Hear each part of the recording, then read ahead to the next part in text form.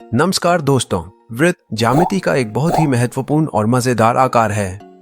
इसके basic concepts को समझना बहुत जरूरी है क्योंकि आगे की कई ज्यामितीय बातें इसी पर टिकी होती हैं। इसलिए आज हम शुरू कर रहे हैं वृत्त से जुड़ी कुछ जरूरी जानकारी और आसान समझ। तो चलिए सीखते हैं मजेदार ढंग से वृत्त के बारे में। इन वस्तुओं को देखिए, पिज्जा, पहिया, सिक्का, डिस्क और थाली। ये सभी वृत्त के उदाहरण हैं। परिभाषा: वृत्त एक बंद गोल आकृति होती है जिसके सभी बिंदु एक निश्चित बिंदु केंद्र से समान दूरी पर स्थित होते हैं। इस चित्र को देखिए, यह एक वृत्त है।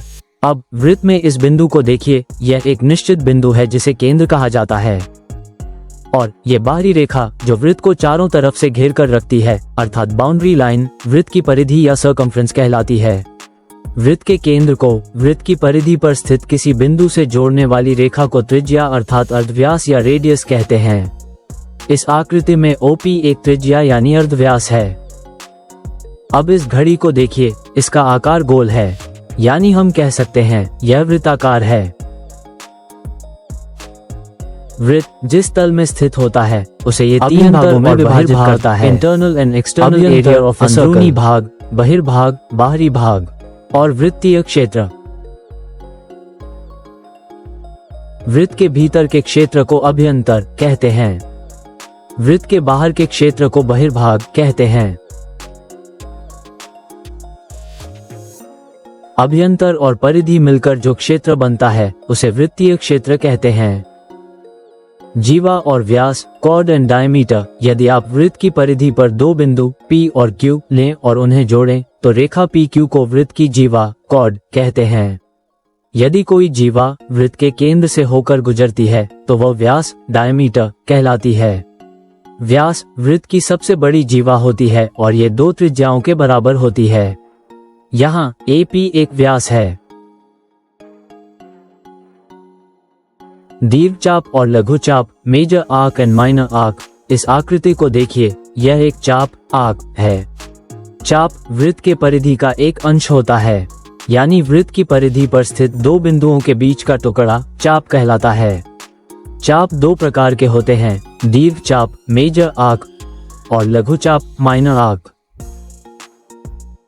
लंबा वाला चाप दीर्घचाप कहलाता यानी मेजर आर्क है। यहाँ AQB एक दीर्घचाप है और छोटा वाला चाप लघुचाप यानी माइनर आर्क कहलाता है। यहाँ AB लघुचाप है। चाप को इस चिन्ह द्वारा प्रदर्शित किया जाता है।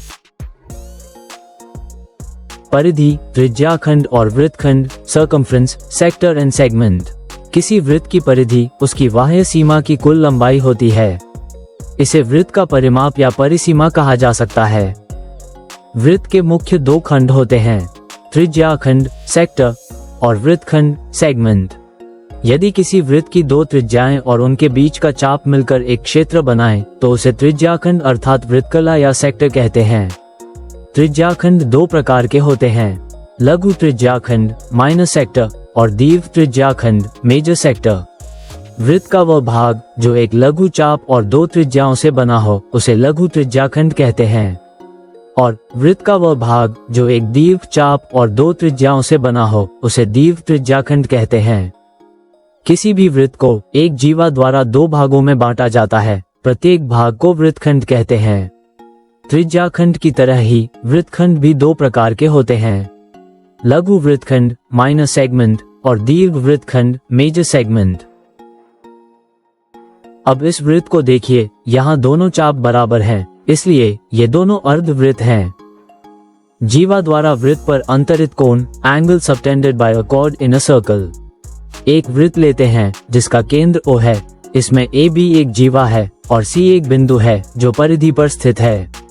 अब बिंदुओं A और C तथा B और C को मिलाएं तो कोण ACB बनता है जो परिधि पर स्थित कोण है। इसे परिधि पर अंतरित कोण कहते हैं।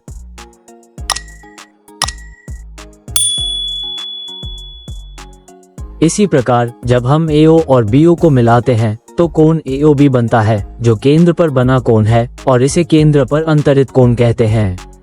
जब कोई सीधी रेखा एक वृत्त को दो अलग अलग बिंदुओं पर काटती है तो उसे वृत्त की छेदक रेखा या सीकेंट कहते हैं। ये रेखा वृत्त को दो बिंदुओं पर काटती है और वृत्त के भीतर से होकर गुजरती है।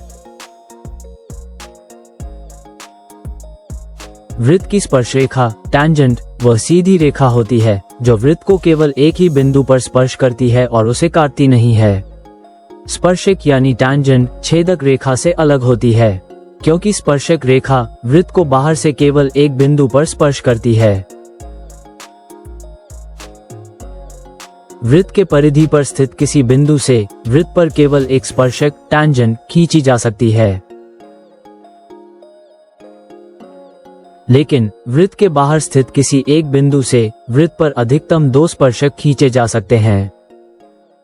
तो दोस्तों, आज का कॉन्सेप्ट आपको कैसा लगा?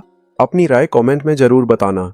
और अगर मैथ्स और साइंस के ऐसे ही आसान और मजेदार एक्सप्लेनेशन चाहिए तो अभी फेसबुक पर फनलैब बाय प्रभात को फॉलो कर लो और यूट्यूब पर एरुडाइट एकेडमिक हब को सब्सक्राइब करना मत भूलना, क्योंकि सीखना तभी मजेदार है जब सीखना कभी रुकता नहीं। मिलते हैं अगले वीडियो में एक नए कॉन्सेप्ट के साथ।